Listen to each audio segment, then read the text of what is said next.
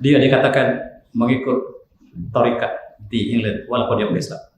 Dia sangat senang dalam majlis tarikat, dalam majlis berzikir Rasulullah, dalam majlis selawat. Dia bersama dengan para ulama kita di England. Sehingga orang sangka dia Muslim. Tidak ada bukti yang dia Muslim. Tetapi ini sifat dia. Dia sangat suka dengan majlis tarikat-tarikat kejiwaan spiritual di barat. Dan guru dia lah Martin Link. Guru tarikatnya lah Martin Link. Martin Link seorang Muslim. Martin Link memeluk Islam dan dia membawa tarikat awaliyah di London dan pengikutnya lah King Charles. Dia pengikut tarikat tuan-tuan.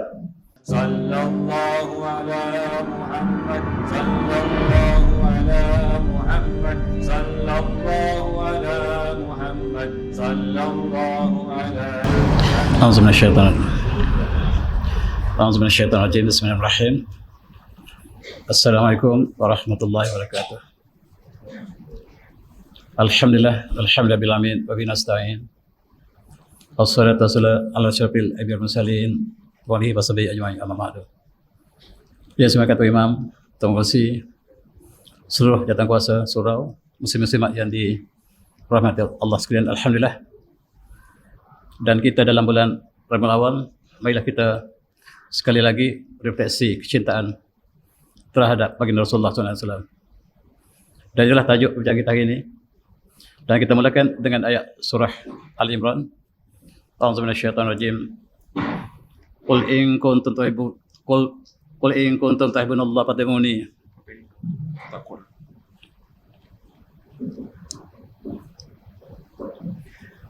Qul in kuntum tuhibbunallaha fattabi'uni yuhibbukumullahu wa yaghfir lakum dzunubakum. Wallahu ghafurur rahim. Shadaqal azim. Katakanlah Muhammad, sekiranya kamu mencintai Allah, maka ikutilah aku.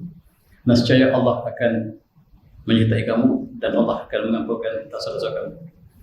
Allah Maha Pengampun lagi Maha Penyayang. Cinta Allah digabungkan, digantikan dengan cinta Rasulullah SAW.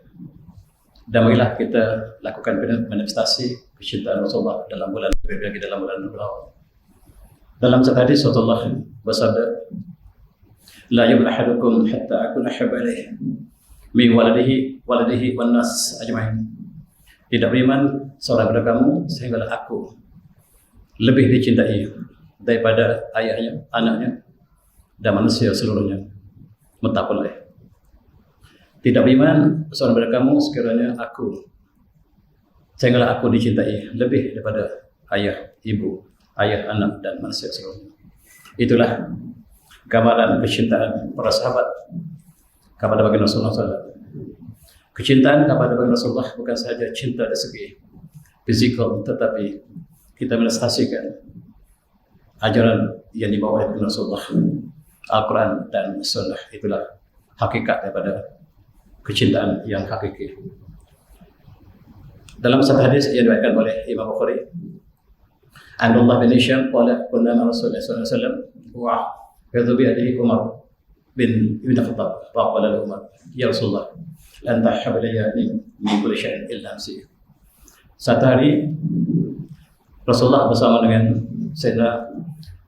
Umar bin Khattab, dan Rasulullah berpegang tangan Sayyidina Umar. Lalu Sayyidina Umar mengatakan, ya Rasulullah lan tahab ilayya min kulli syai'in illa nafsi. Sesungguhnya dikau ya Rasulullah ialah orang yang paling aku kasihi kecuali diriku sendiri. Waqala Nabi sallallahu alaihi wasallam, lalu Rasulullah mengatakan, la walladhi nafsi biyadihi hatta akuna habalihi ilaika min nafsik. Kamu tidak sempurna iman kamu wahai Umar, sekiranya diriku ini tidak dikau sayang lebih daripada dirimu sendiri. Maka jawab Umar dan faqala fa'innahu alan wallah la anta ahabbu ila min nafsi. Demi Allah, sekarang saya menyatakan saya lebih cinta Rasulullah daripada diri saya sendiri.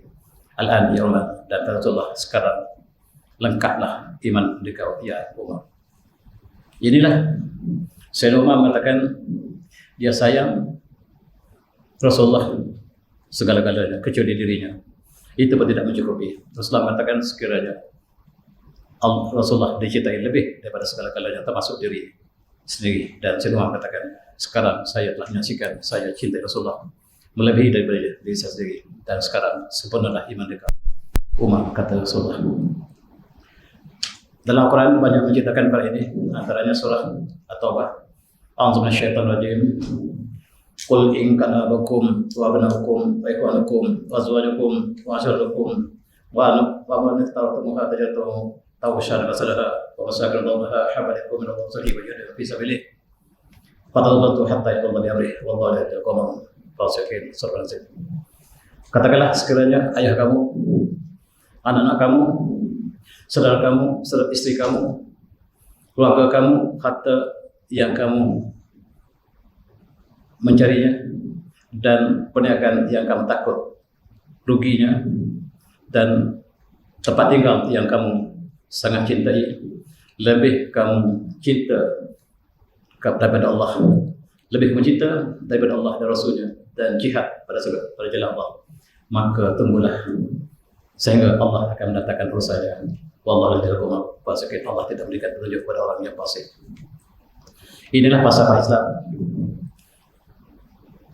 Allah, Rasul, jihad ialah perkara yang mengatasi segala pribadi, segala keluarga, anak, saudara, perniagaan, rumah dan sebagainya. Allah, Rasul dan jihad itulah yang digambarkan dalam ayat yang mulia ini. Begitu juga dalam satu peristiwa menggambarkan betapa cintanya para sahabat Rasulullah. Dalam perjanjian Hudaybiyah, perjanjian ini Rasulullah bersama sahabat ingin masuk ke Mekah, tapi ditahan oleh orang Quraisy. Salah satu orang daripada orang Quraisy menyatakan pada hari tersebut, dia mengatakan, Allah laqad watu ala al-muluk ala Qaisar wa Kisra wa Najasyi. Demi Allah, aku pernah mengunjungi seluruh raja-raja dunia, termasuklah Kaisar, Rum, Kisra, Parsi, Najasyi di Ethiopia. Wallah ma ra'aitu malikan yu'azzu ashabu ma yu'azzu ashab Muhammad abadan. Ya Muhammad.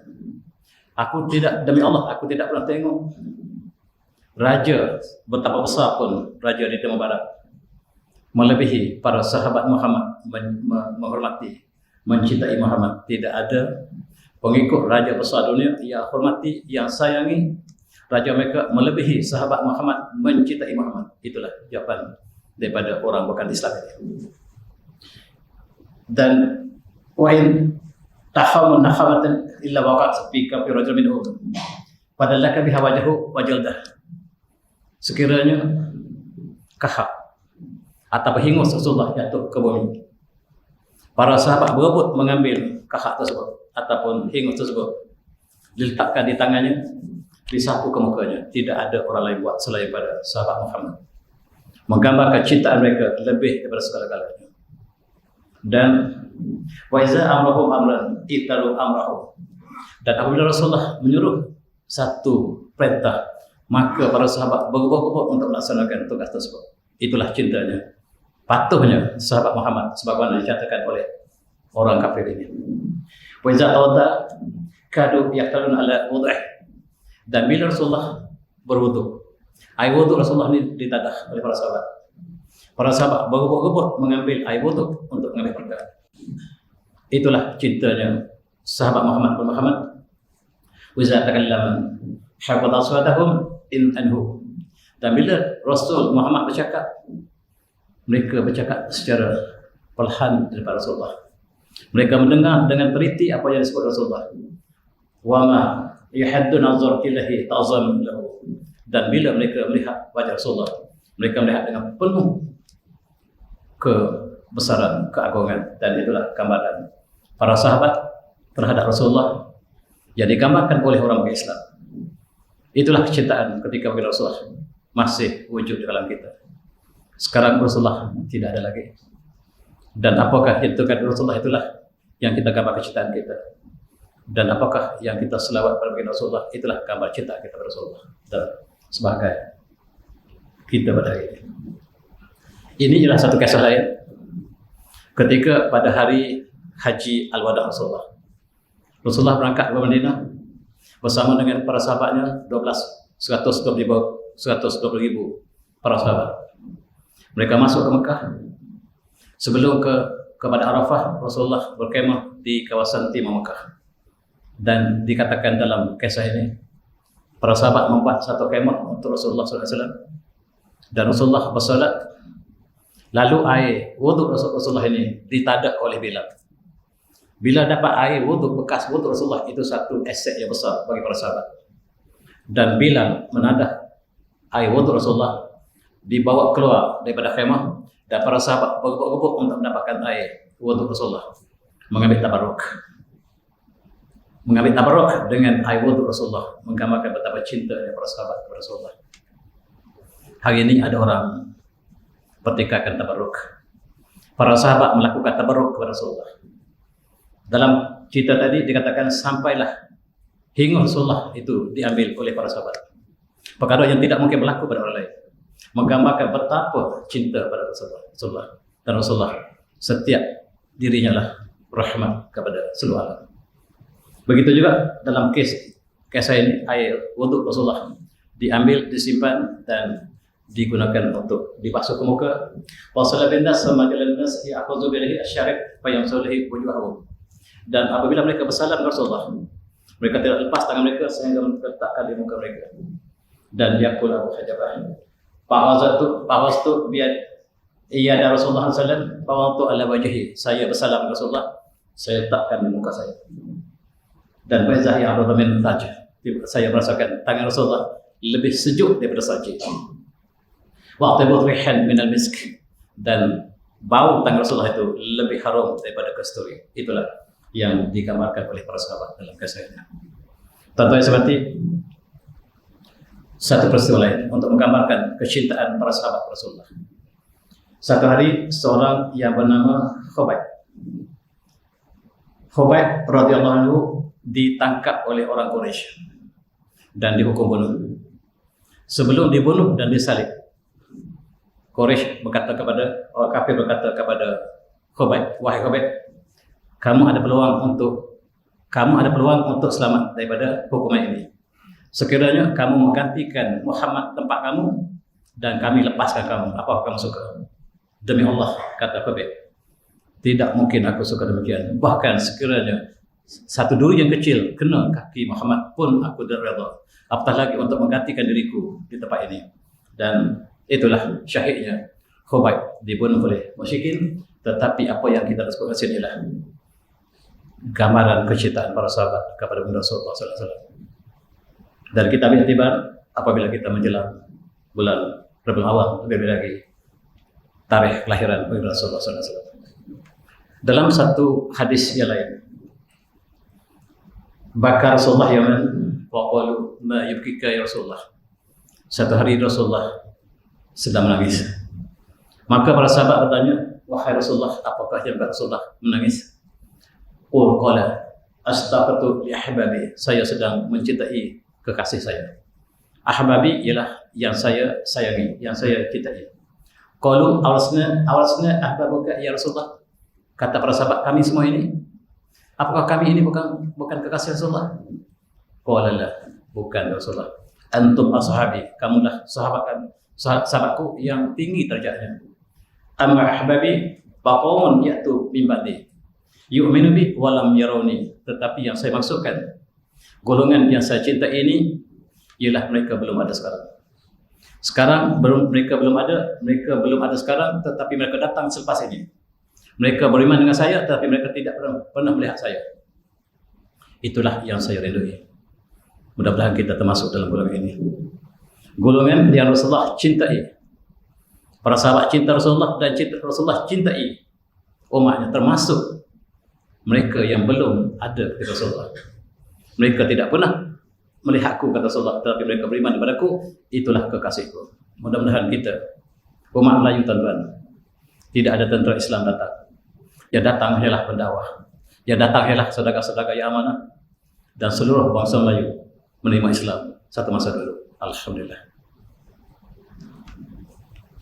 A'udzubillahi Muhammadur Rasulullah walladzina hum asyidda'ul kufar rahamahum tarahum ruk'an sujadan yabtuna qadam min Allah ridwana simahum bi wajhihim min al-sujud. Muhammad Rasulullah, dan mereka yang bersama dengan Muhammad bersamanya sangat tegas kepada orang kafir. Rahmah ibadahum, dan berkasih sayang di kalangan mereka. Tarahum ruk'an sujadah yabtaguna min Allah, dan kamu lihat mereka rokok, mereka sujud bersama mencari keridhaan Allah dan kurniaan Allah. Simahum fi wujuhihim min athari sujud, dan tanda pada wajah mereka kesan daripada sujud. Inilah gambaran Allah menggambarkan Rasulullah bersama dengan para sahabatnya, sangat-sangat kasih sayang dan sangat tegas kepada musuh. Pada orang kafir mereka sangat tegas, tetapi kasih sayang di kalangan kita, di kalangan orang yang beriman. Kadang-kadang kita ambil tiba, kita kadang-kadang terbalik. Kita lebih sayang pada orang kafir dan kita bermusuhan sesama kita yang beriman. Mari kita ambil tiba. Tuan-tuan sebati, bagaimanakah gambaran Bilal, betapa cintanya Bilal pada Rasulullah. Bilal ditugaskan untuk azan, dan apabila Rasulullah telah wafat, Bilal tidak sanggup menyebut asyhadu anna Muhammadar Rasulullah. Bila sebut asyhadu anna Muhammadar Rasulullah, dia sebab tak boleh azan lagi. Sebab menyebut nama Muhammad itu menikam hati dan perasaannya. Dan dikata di sini seolah-olah lehernya tercekik bila dia sebut asyhadu anna Muhammadar Rasulullah, menunjukkan betapa sayangnya dia kepada Rasulullah. Sehingga dia keluar dari Madinah. Dia tinggal di Syam semata-mata dia tidak ingin menjadi khat, menjadi mazin lagi.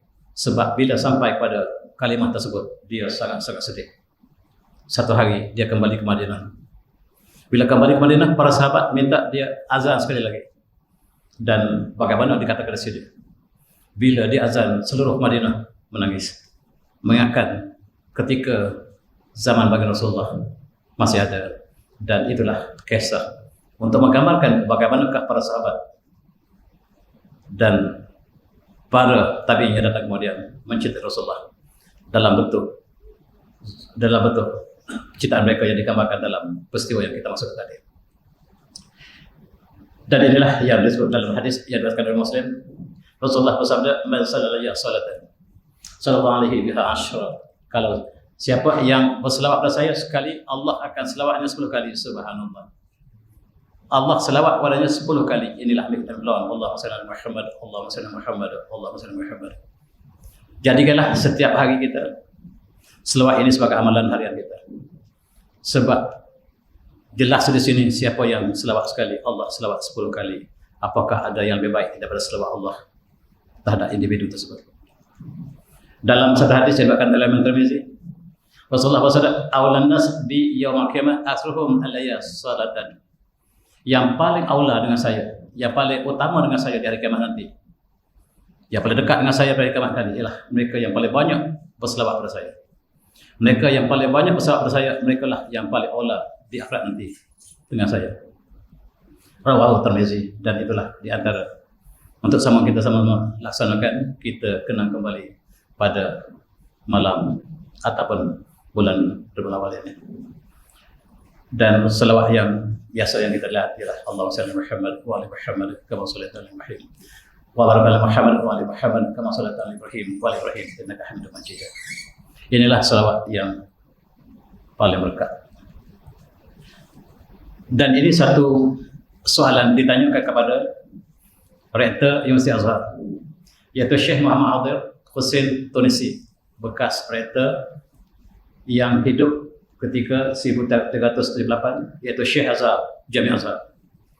Dan ditanyakan apakah hukum merayakan hari Maulid Rasul. Ini jawabannya. Dia kata, amma atibaluna bi zikri maulid fa inna lam nafa'an wa lam nafa'an hisab sabit. Radhiyallahu anhu.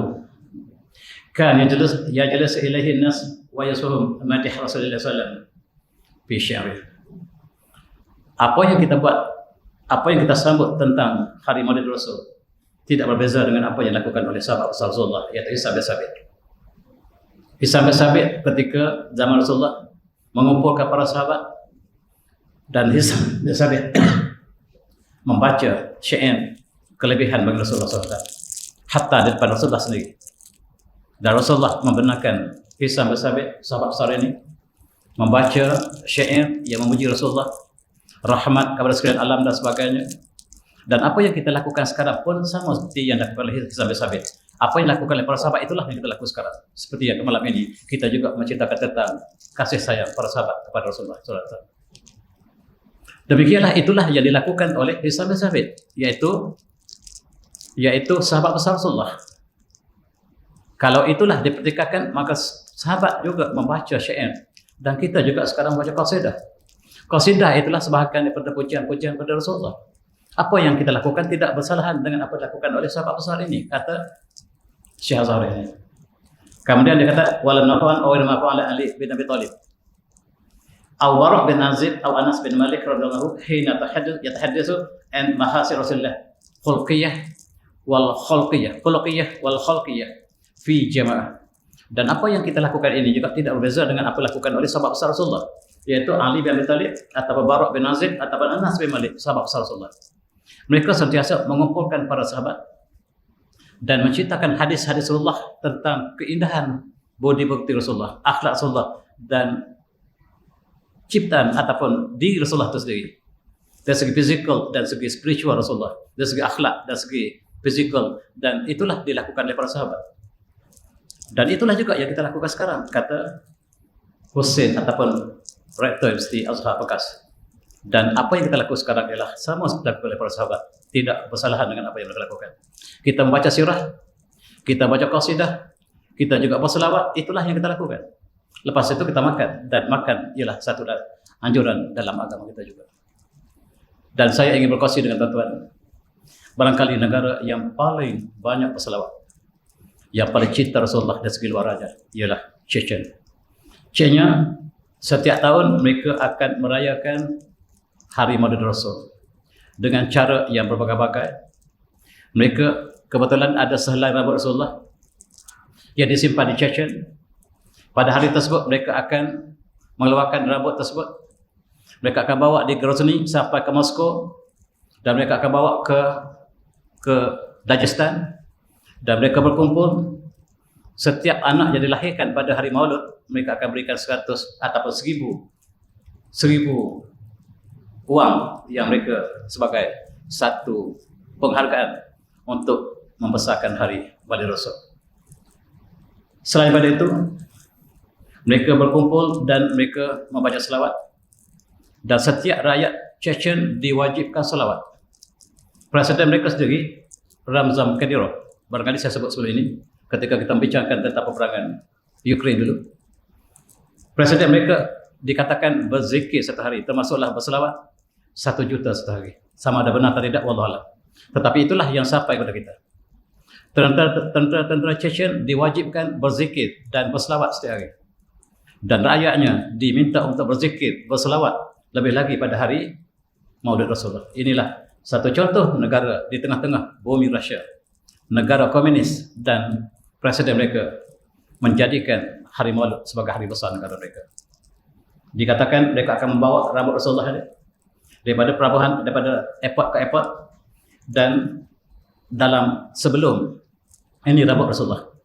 Rambut Rasulullah yang ada ini dibawa sebagai berkat. Sebagaimana ketika zaman Rasulullah, mereka mengambil air wudhu Rasulullah, dan sekarang rambut Rasulullah sendiri tabarruk, sebagaimana para sahabat melakukan ketika zaman Rasulullah hidup dulu. Inilah yang digambarkan oleh kerajaan Chechen setiap tahun, seketika. Dan ini berlaku sebelum Covid. Yang saya rakam ini adalah peristiwa berlaku sebelum Covid. Berbeza dengan kerajaan Saudi. Inilah mufti mereka. Mufti mereka yang telah meninggal dunia, yang melarang keras untuk merayakan Maulid Rasul. Dia mengatakan itu bid'ah. Ditanya apakah boleh kita merayakan hari Maulid Rasul? Ini jawabannya tegas. Al-ihtifal bil maulid bid'ah. Melakukan sambutan maulid bid'ah. La syakka fi zalik. Ini tidak ada ragu lagi. Dan panjang dia punya hujahnya. Tetap dibaca saya sampai itu. Tetapi seluruh dunia merayakan sebagaimana kita lihat tadi. Tetapi di Saudi mereka mengharamkan sambutan Maulid Rasul. Sambutan Maulid Rasul di Saudi diharamkan sama sekali. Sebab ini bid'ah. Bid'ah sesat.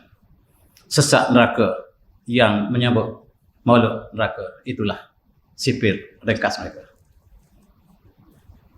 Tetapi sayang, ketika mereka mengharamkan sambutan maulid Rasul, mereka menyambut hari kebangsaan mereka besar-besaran. Bila ditanya kepada mereka, kenapa kita boleh sambut hari kebangsaan kita pada setiap bulan September, 22 September, setiap tahun diadakan perayaan besar-besaran seluruh negara Saudi. Kenapa kita boleh merayakan hari kebangsaan kita, tetapi kita mengharapkan sambutan maulid Rasul? Jawapan resminya lah, kita rasakan tanda cinta kita pada negara, maka kita sambut hari kebangsaan. Kita rasakan rasa kita cinta pada negara kita, kita sambut besar-besaran sebagai simbol cinta kita kepada negara. Tetapi apakah mereka tidak cinta pada Rasulullah? Tuan-tuan, lebih menyayat hati, mereka merayakan hari kebangsaan mereka dengan pesta yang besar-besaran, dengan segala maksiat yang mereka lakukan.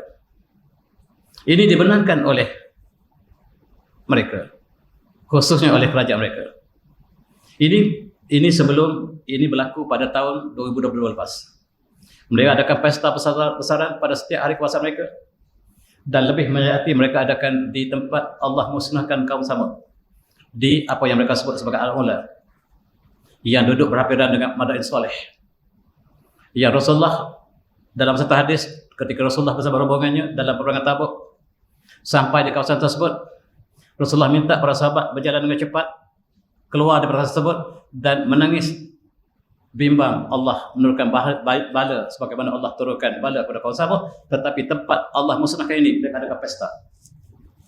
Mereka melarang maulid, tetapi mereka akan berpesta besar-besaran.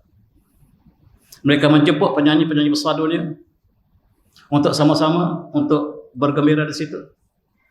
Dan mereka ada 2 kali setahun perayaan besar mereka tentang negara mereka. Satunya lah pada 22 September, satu lagi lah 22 Februari. Pada hari itu, kebesaran negara akan mereka adakan besar-besaran. Mereka akan berarak dengan kuda mereka, dengan unta mereka. Dan rakyat beratur untuk menyaksikan kebesaran hari tersebut. Mari kita lihat tuan-tuan, bagaimanakah negara Saudi ditubuhkan.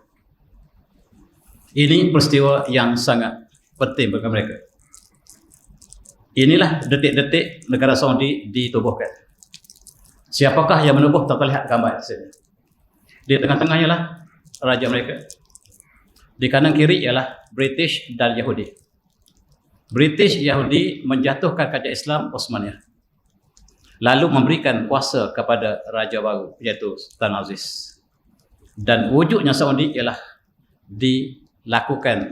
dikalahkan kerajaan Islam Osmaniyah, dan Yahudi dan Nasara, British dan Yahudi memberikan kuasa baru kepada raja ini.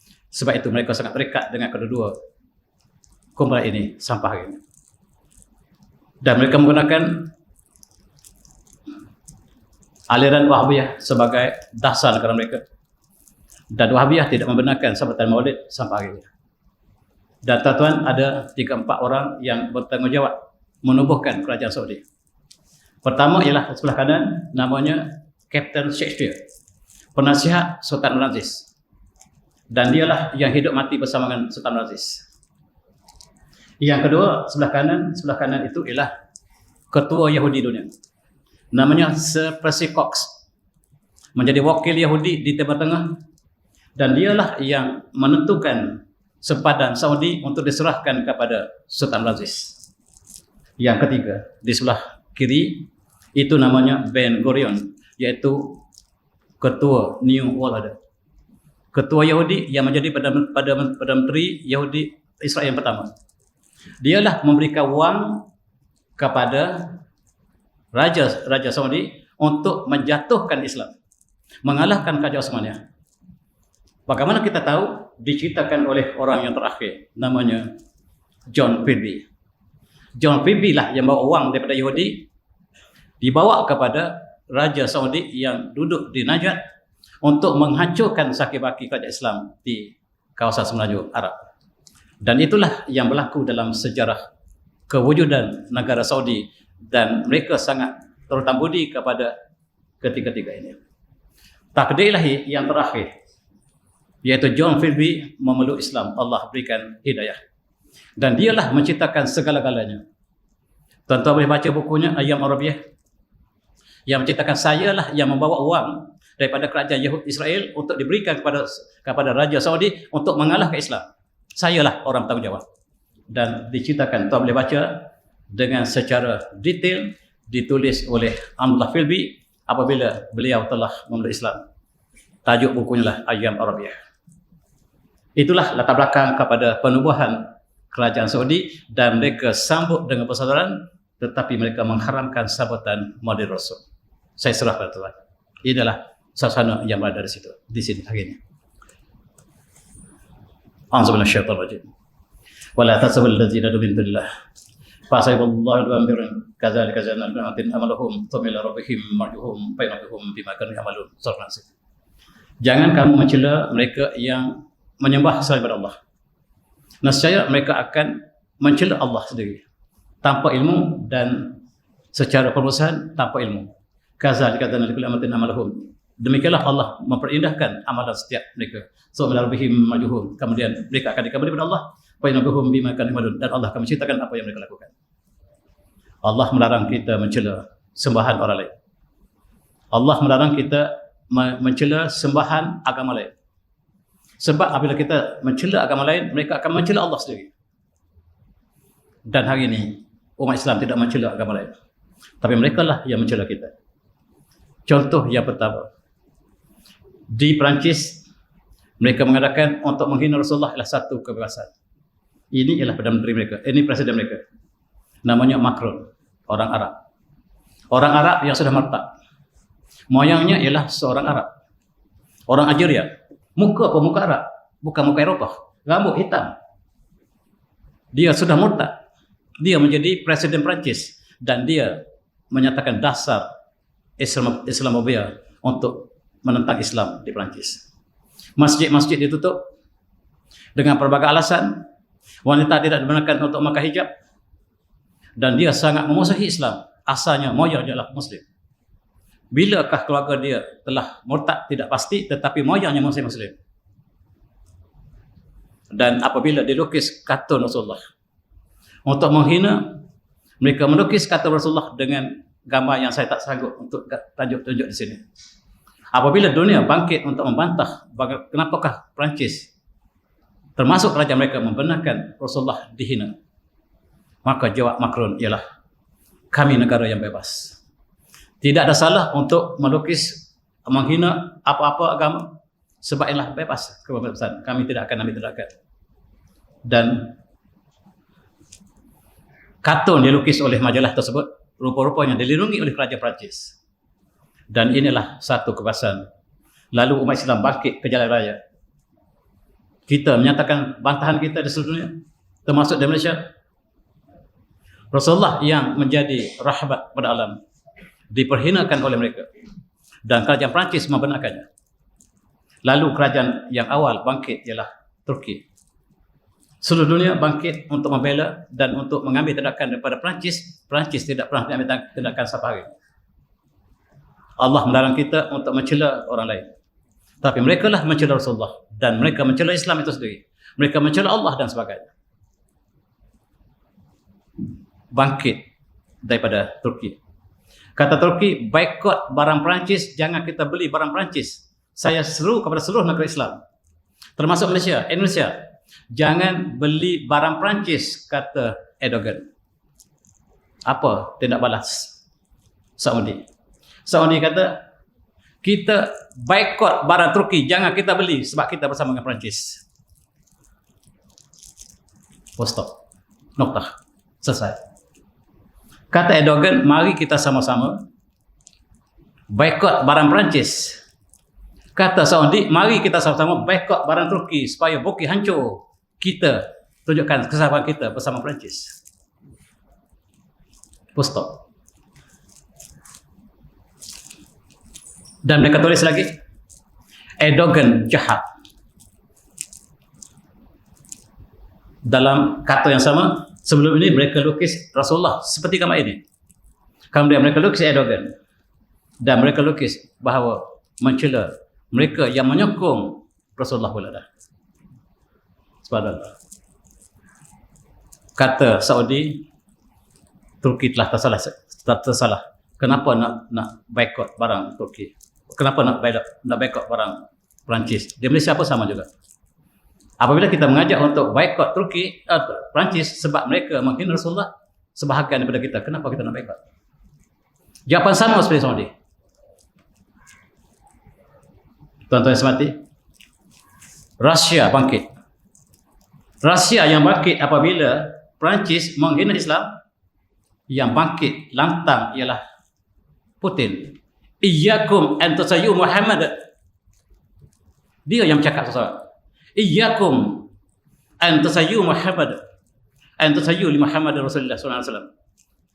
Kamu jangan hina Rasulullah depan saya.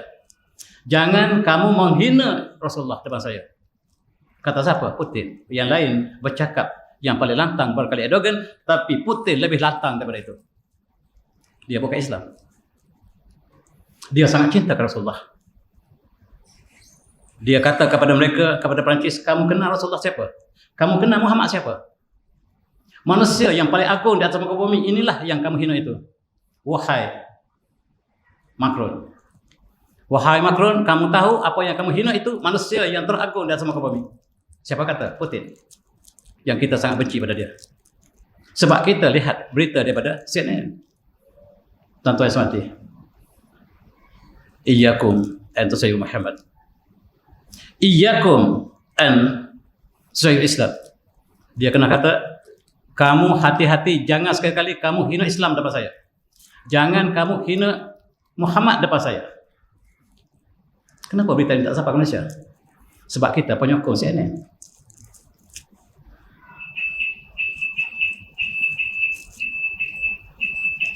Kita bagi ruang tazar. Silakan.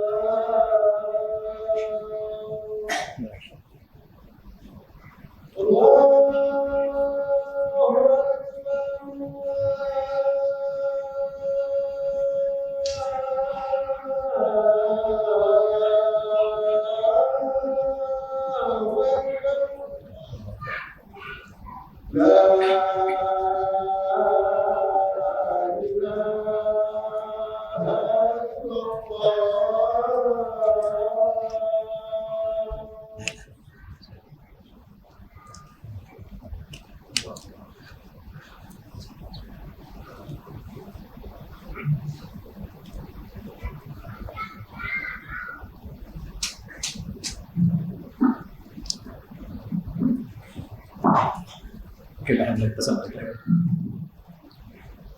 Apabila Denmark melukis kartun Rasulullah sekali lagi, menghina Rasulullah, Denmark mengatakan kebangsaan untuk menghina siapa. Di Sweden mereka bakar Quran, itu kebangsaan. Mereka bakar sekali lagi, itu kebangsaan. Itulah barat terhadap Islam kata. Mereka bersatu untuk menentang Islam. Kita lihat, walaupun dia dijaga oleh kerajaan Denmark, disediakan dengan tentera untuk mengawal orang ini yang melukis gambar Rasulullah dengan hinanya. Last Weeks ini kemudiannya mati dalam kereta yang tahan api, terbakar di situ. Itulah sebahagian daripada mereka yang mencela Rasulullah. Iyyakum an sayyi'u al-Islam. Jangan hina Islam depan saya. Berkali-kali dia bagi amaran kepada barat. Jangan kamu hina Islam depan saya. Sehingga orang sangka dia Islam. Sebab dia membela Islam lebih daripada membela Islam. Dan ada kata isteri dia muslimah. Seorang daripada isterinya adalah muslimah. Apakah dia muslim atau tidak? Tetapi kata-kata dia telah menggambarkan dia membela Islam walaupun dia bukan Islam seresminya. Dan kita dikejutkan di Chicago, mereka menghina Islam, meletakkan gambar Allah di kasino untuk melekatkan penghinaan mereka. Mereka di Chicago, di namanya Palace Casino ini, mereka letak nama Allah. Ini lukisan gambar Allah untuk menghina Islam. Dan nama Islam bangkit supaya sama-sama sekurang-kurangnya nama Allah dibatalkan di kasino tersebut. Dan terbalik itu, La ilaha illallah Muhammadur Rasulullah. La ilaha illallah, la ilaha illallah. Dia ulang berkali-kali di atas kasino untuk memburuk ke Islam. Ini berlaku beberapa minggu lepas. Kita lihat dia letaknya di Medina Temple. Dia menghina Islam sekali lagi. Belize Chicago Casino ini namanya tepatnya di Medina Temple. Dia menghina kita berkali-kali. Pemimpin Islam manakah yang bangkit? Barangkali ada pemimpin yang menentangnya, yang membelanya. Tapi ya ramailah masyarakat umum, masyarakat Marhain yang membelanya, dan kita yang bangkit untuk menentangkan kita pada mereka. Mereka gunakan Madinah, mereka menggunakan nama Allah, dan mereka menghina Islam di depan masyarakat. Sedangkan Islam sudah bangkit dengan hebatnya di Amerika hari ini, tuan-tuan. A'udzu minasyaitonir rajim. Wala tadha'a al-hudun nasraha hatta tabi'atahum. Dan tidak mungkin redha kepada kamu Yahudi Nasara sehingga kamu ikuti mereka. Itulah yang berlaku. Apa yang berlaku di sini ialah menggambarkan ayat Al-Quran yang Allah sebut di sini. Yahudi Nasara tidak akan redha selama-lamanya pada Islam. Sehinggalah kita ikuti cara hidup mereka.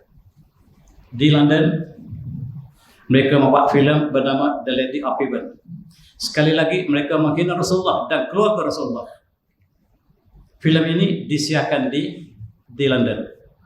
Di sini dihina Islam, Rasulullah dan keluarga Rasulullah, termasuk Fatimah Az-Zahra, Ananda Rasulullah, diperhinakan dan disiarkan oleh rangkaian Yahudi, Cinema World Cinema. Disebarkan di seluruh London sebagai tes market. Akhirnya akan disebar ke seluruh negara Islam, tetapi tersekat di London. Dalam kisah ini, tuan-tuan, para umat Islam telah bangkit membuat bantahan, termasuklah para profesor, intelektual kita bangkit buat pertama kali. Sebelum ini, masyarakat yang umum bangkit menentang penghinaan Islam. Tetapi kali ini, universiti, pelajar-pelajar universiti, profesor-profesor universiti bangkit untuk menentang sebab mereka mengatakan bahawa filem Heaven, Lady of Heaven ini benar-benar menghina Islam. Dan yang penerbit kepada filem ini ialah Yasir Al-Habib yang mengatakan dialah kumpulan Islam yang sangat dinamik di England. Dialah mengetuai London-based Khaddam Al-Mahdi. Dia ada calon Imam Mahdi. Imam Mahdi sedang disembunyi di sebelakangnya sekarang. Dan sebelum itu dia menghina Islam lebih awal. Sebelum Imam Mahdi keluar, yang Imam Mahdi ditentukan oleh orang ini. Dialah yang mencipta filem untuk menghina Islam ini, tuan-tuan. Dia berlindung untuk menghancurkan Islam sebagai orang Islam serban yang lebih besar dari kita. Dia mengaku dia keturunan Rasulullah. Dan dialah yang menghancurkan Islam. Namanya Yasir Al-Habib. Tuan-tuan jangan terpengaruh. Bila jumpa Yasir Al-Habib, ini orangnya, dan dialah yang menentang Islam daripada Islam, dari dalam Islam sendiri. Rupa-rupanya orang Syiah. Rupa-rupanya kepala Syiah yang lebih benci kepada ahli sunni ini lebih daripada orang lain barangkali. Tuan-tuan. Dan akhirnya alhamdulillah ditarik balik. Walaupun telah disiarkan belanja yang besar diberikan, rupa-rupanya yang memberikan belanja ini mereka yang berpakat dengan Syiah untuk menghancurkan Islam daripada dalam. Kita lihat di Belanda satu masa dulu. Mereka buat filem fitnah yang sangat-sangat menggemparkan dunia. Menghina Rasulullah dalam filem yang sangat ringkas ini. 17 minit filem ini menggemparkan dunia sebab dia menghina Islam sehebat-hebatnya. Menghina Rasulullah.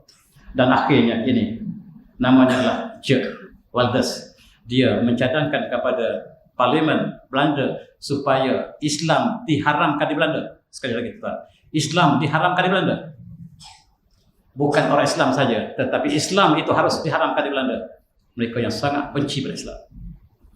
Parlimen tidak benarkan untuk mengharamkan Islam. Dan Islam bertapak di Belanda dengan hebatnya sekatuan. Ini ialah penolongnya yang bekerja untuk Geert Wilders untuk memburukkan Islam, dan dia menulis buku untuk memburukkan Islam. Ketika dia memburukkan Islam, dia menulis untuk memburuk Islam, dia terpaksa membaca sirah bagi Rasulullah. Dan dia terpekun dengan kisah Rasulullah. Dan Allah berikan hidayah, dia memeluk Islam. Sekarang tinggal seorang yang menentang Islam di Parlimen Belanda. Kawan-kawannya telah masuk Islam. Ini, dan dia berkata, asyhadu an la ilaha illallah wa asyhadu anna Muhammadar Rasulullah. Namanya Anwar van Dum, yang tuan-tuan baca berita ini beberapa tahun lepas. Dia telah ke Mekah. Dan dia merasakan betapa indahnya dalam Islam. Dia mohon maaf kepada seluruh umat Islam selama ini. Dialah yang bekerja untuk menghancurkan Islam di Belanda. Allah tidak izinkan dia kata.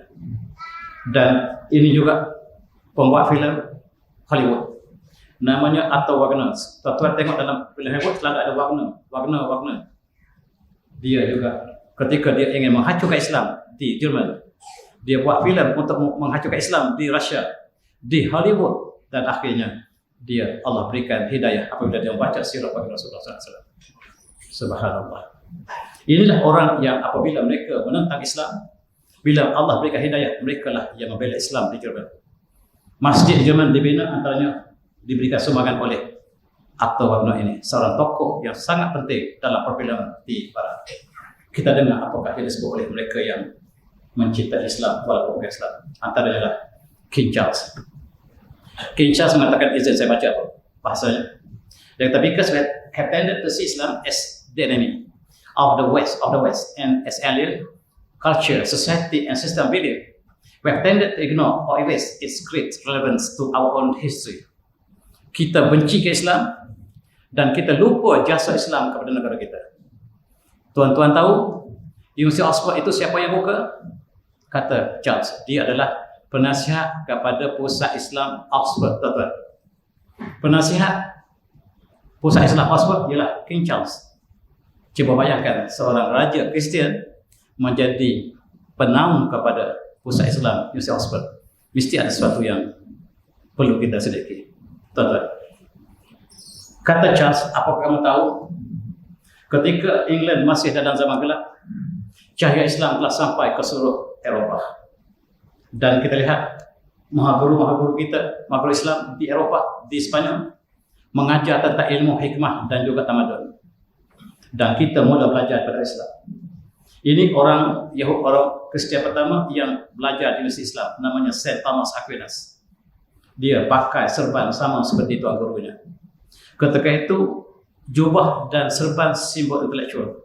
Nak masuk mesti masuk pakai serban, mesti pakai jubah. Tak kira bangsa apa, tak kira agama apa. Ini berlaku di Spanyol. Tuan-tuan, ini saintis barat. Yang sebelah kiri namanya Gauss, yang sebelah kanan namanya Euler. Dua tokoh Eropah penting. Dua-dua pakai serban bila belajar matematik. Bila belajar matematik mesti pakai serban. Sebab ini adalah budaya Islam yang mereka tutup sejarah ini.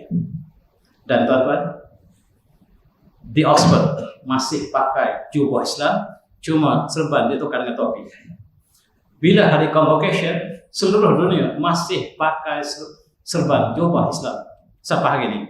Ini disebutkan oleh King Charles. Kamu tahu bagaimanakah Islam membawa tamadun ke barat, tapi kita benci pada Islam. Kita lupa sejarah yang agung tersebut sebab kita benci Islam, kata Charles dalam ucapan. Dan sampai hari ini, bila convocation di China, di Rusia, di Amerika, di Australia, semua pakai jubah Islam sampai hari ini. Inilah simbol tentang Islam. Kita lihat bagaimanakah jubah ini yang berunsur-unsur dikembangkan ke Eropah, dan kita masih pakai jubah yang sama di UKM, di Australia sampai hari ini. Inilah simbol jasa Islam yang cukup besar, kata Charles.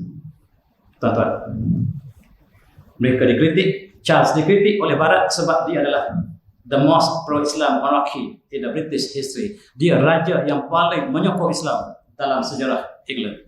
Tuan-tuan, di satu istana Charles, dia menanam pohon tin, watin wa zaitun wa turisin. Dia menanam pokok tin, pokok zaitun, seluruh buah-buahan ada Al-Quran dia tanam dalam istana dia. Apa maksudnya? Dia sekarang membaca Al-Quran dalam bahasa Arab, tak perlu terjemahan, dia faham Al-Quran dalam bahasa Arab. Dia baca Al-Quran setiap hari. Siapa dia sebenarnya? Kenapa dia sangat tertarik ke Islam? Dia membaca Al-Quran dalam bahasa Arab. Dia baca terjemahan sejak muda lagi. Tapi sekarang dia baca dalam bahasa Arab. Orang Melayu sudah 500 tahun Islam. Baca Quran, tengok terjemahan. Tak tengok terjemahan, tak faham. Malu pada Charles yang belum Islam lagi. Tuan-tuan, dia dikatakan mengikut tarikat di England walaupun dia bukan Islam. Dia sangat senang dalam majlis tarikat, dalam majlis berzikir Rasulullah, dalam majlis selawat. Dia bersama dengan para ulama kita di England. Sehingga orang sangka dia Muslim. Tidak ada bukti yang dia Muslim. Tetapi ini sifat dia. Dia sangat suka dengan majlis tarikat kejiwaan spiritual di Barat. Dan guru dia lah Martin Link. Guru tarikatnya lah Martin Link. Martin Link seorang Muslim. Martin Link memeluk Islam dan dia membawa tarikat awaliyah di London, dan pengikutnya lah King Charles. Dia pengikut tarikat, tuan-tuan. Kalau nak kata dia Islam, saya tak pasti. Tapi dia ikut tarikat. Dan dengar apa yang disebut oleh seorang Perancis tentang Rasulullah. Dia kata, "Wiza makisat kimat rijal bijal amalihim kan Muhammad min azam man arab tarikh." Kalau kita cari seorang tokoh manusia yang paling agung di atas muka bumi, orang itu tidak lain pada Muhammad sallallahu alaihi wasallam. Wa hadha ba'd ulama Arabi yusibu Muhammadan an tasab dini amma basaid wa khairin kathirin min tirab bi badlih. Tapi sayang, kita benci pada Islam. Kita benci pada Islam dan kita menulis secara distortion, kita menulis secara bohong kepada Islam. Dan oleh sebab itu, Islam tidak dapat dilihat kebenarannya selagi penulis Barat tidak menulis dengan adil amanah. Tetapi manusia yang paling agung di atas bumi adalah Muhammad SAW. Dia bukan Islam. Kalau umat Islam tak dapat melihat Rasulullah sebagai contoh teladan teragung, alangkah malang. Sebab setiap yang mengkaji dengan ikhlas, mereka bukan Islam, mereka mengakuinya. Dan Huston Smith, seorang terkenal, dia mengatakan seperti itu. Dia kata, Islam is the face that prevails our world now. Islam mengatasi seluruh agama sekarang. Sekarang Islam berada top dalam dunia. Dan is better than us in the world. Islam lebih baik pada kita, Kristian. Katanya the world religion. Dia tulis bukunya dan total dibaca kali Houston Smith, dan dia mengatakan Islam adalah agama yang tertinggi sekarang. Dia bukan Islam. Dan Tolstoy sangat terkenal. Dia sangat yakin, dia kata Islam will rule the world one day because it combines knowledge and wisdom. Islam membawa ilmu dan hikmah, menggabungkan antara ilmu dan hikmah, dan itulah the future. The future belong to Islam, kata orang bukan Islam. Tokoh Yahudi, tokoh komunis bernama Theo Tolstoy, tokoh intelektual mereka yang mengatakan Islam akan prevail satu masa akan datang. Dan ini sesuai dengan apa yang Allah sebut. Walladzi arsala rasulahu bil haqq liyuzhirahu 'ala kulli wa kafa billahi shahida. Dan dialah mengutuskan rasulnya dengan hidayah dan agama yang benar. Agama ini akan mengatasi seluruh agama dunia, kata Allah. Wa kafa billahi shahida, dan cukup Allah sebagai saksi. Dan dia menyaksikan Islam akan prevail ke atas dunia. Dan barangkali tuan-tuan baca buku ini, A Ranking of the Most Influential Person in History. Seorang intelektual coba cari siapakah manusia paling agung di atas muka bumi. Dia catatkan 100 orang yang paling agung, dan yang paling agung ialah Muhammad SAW. Dia bukan Islam, namanya ialah Michael Hart. Dia dipanggil oleh Presiden Amerika, kenapa kamu pilih musuh kita sebagai manusia yang paling agung? Kenapa kamu pilih Muhammad? Dan dia pergi ke White House, dia jawab ini jawabannya. Tuan-tuan dengar jawabannya. My choice of Muhammad to lead the list of the world's most influential person may surprise some readers and may be questioned by others. But he was the only man in history who was supremely successful on both the religious and the secular level. Hanya dialah yang benar-benar agung dalam semua aspek kehidupan, sama ada agama ataupun dunia. Itulah Muhammad, dan pilihan saya tidak pernah berubah. Michael Hart ialah orang Yahudi. Namanya pun Yahudi, Mikael Hart ini maksudnya orang Yahudi. Dia pilih Rasulullah sebagai Rasul teragung. Tidak ada orang lain mengatasi Rasulullah, dan dia tidak Islam sampai sekarang. Kalau kita tidak dapat melihatnya, cukup malam. Dan inilah ayat saya baca tadi, walladzi arsala rasulahu bil haqq liyuzhirahu 'ala kulli wa kafa billahi shahida. Tuan-tuan, Rasulullah dalam satu hadis menjanjikan Islam akan tersebar ke seluruh dunia, ke timur dan ke barat. Dan sampai ke mana ada siang dan malam, Islam akan sampai. Itu janji Rasulullah. Dan hari ini kita lihat apakah penyaksian di Rusia. Ini ialah ketua agama Ortodok di Rusia, Kristen. Dia mengatakan tidak ada pilihan lain. The future belongs to Muslim. Di Rusia, masa depan Rusia ialah Islam. Kristen akan hancur di Rusia, kata Semenov. Dia mati pada 2 tahun lepas. Dia kata tak pernah dapat dibayangkan di Masjid Moskow yang kita runtuh sebelum ini, yang kita tak jadi runtuh, yang sepatutnya kita runtuh, sekarang muncul manusia, dan Islam telah mencapai hampir 30% di Rusia ini. Manusia yang paling ramai Islam di atas muka bumi ialah Rusia sekarang. Itu sebab mereka ingin hancurkan Rusia. Dan tuan-tuan, mengikut kajian KGB ataupun Rusia, dia mengatakan bahawa dalam masa 30 tahun Eropah akan menjadi negara Islam. 50 tahun Rusia akan jadi negara Islam terbesar dunia. 50 tahun akan datang Rusia menjadi force Islam terbesar dunia. Dan kekuatan datang dari timur, bukan dari barat, bukan daripada Afrika, bukan daripada negara Arab, tetapi datang dari timur, datang dari Rusia, kata Semenov. Dia bukan Islam, kata. Statistik menunjukkan bahawa Islam akan prevail di seluruh dunia, mula sekali Eropah. Dan ini membukti kita di Rusia. Dia mengatakan bahawa Muslim Rusia sesyakilun 40% asukan qariban. Rusia mencapai 40% penduduk Rusia adalah Muslim dalam masa yang sangat dekat. Tuan-tuan, jumlah penduduk Rusia 250 juta. Kalau 40% maksudnya 150 juta umat Islam di Rusia. Force yang paling besar di atas muka bumi ialah Rusia. Tapi berita ini tak sampai kita. Itu sebab dunia sekarang, NATO, Eropa, Amerika attacks Ukraine untuk hancurkan Islam di Rusia. Sebab mereka lihat kekuatan Islam ialah di Rusia. Tuan-tuan, sehingga masjid kita terbina di hujung dunia. Ini kawasan yang tidak ada daratan, semua ais sepanjang masa. Dan kita telah membina masjid di Siberia. Dan ini mufti kita di Siberia. Yang tak ada kendaraan di situ, kita menggunakan kereta seperti ini, kereta ais. Sebab di situ tidak ada jalan raya. Islam sampai di hujung dunia. Dan di England, kita telah tukar gereja, 500 gereja, kita tukar menjadi masjid.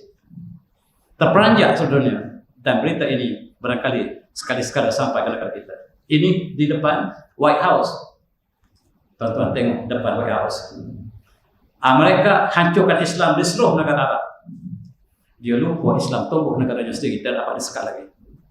Dia tak lupa bahawa umat Islam muncul di tengah-tengah, di tepi White House, simbol jantung penguasaan Amerika. Islam telah muncul di situ. Ini tanpa dijanji. Saya pernah sampai di sini, teman. Di situ ada kawasan lapang, ada menara tugu dia. Umat Islam berkumpul hari Jumaat. Hari itu orang buat seorang baca khutbah, dia dah ikut. Rupa-rupanya Islam sangat berkembang di Amerika. Mereka hancurkan Islam di luar Amerika, tetapi di Amerika muncul umat Islam yang keduanya. Dan Islam perkembangan dia paling tinggi ialah growing. Islam growing most rapidly. Di antara tahun 2010 sehingga 2050 kita paling cepat. Dan hari ini Islam paling ramai di atas bumi. Ini statistik yang dikeluarkan oleh orang Kristian. Jumlah umat Islam 2.038 bilion mengatasi Kristian. Dan statistik ini tidak dikeluarkan secara resmi. Ini statistik yang tidak resmi yang dikeluarkan oleh Vatican. Vatican mengatakan Islam surpasses Roman Catholic as world largest religion. Islam telah muncul sebagai agama terbesar bukan yang lama tapi di Rusia, di Eropa dan di Indonesia, di Malaysia ramai yang murtad. Di Indonesia 1 tahun 1 juta umat Islam murtad, Allah ganti dengan Rusia, Allah ganti dengan Eropa. Tuan-tuan semati, Vatican sangat susah hati sebab Eropa telah menjual gereja dan ditukar menjadi masjid. Dia buat catatan sendiri, dia suruh buat bancian ataupun statistik yang sebenarnya. Dan pada tahun 2014 lepas, yang menghasilkan 2.038 bilion penduduk Islam secara tidak resmi. Mereka isytiharkan Islam 1.6 bilion sekarang. Rupa-rupanya sudah menjaga 2.038 bilion tahun 2014, 10 tahun lepas, dan sekarang dijagakan 2.4 bilion. Tuan-tuan, itulah.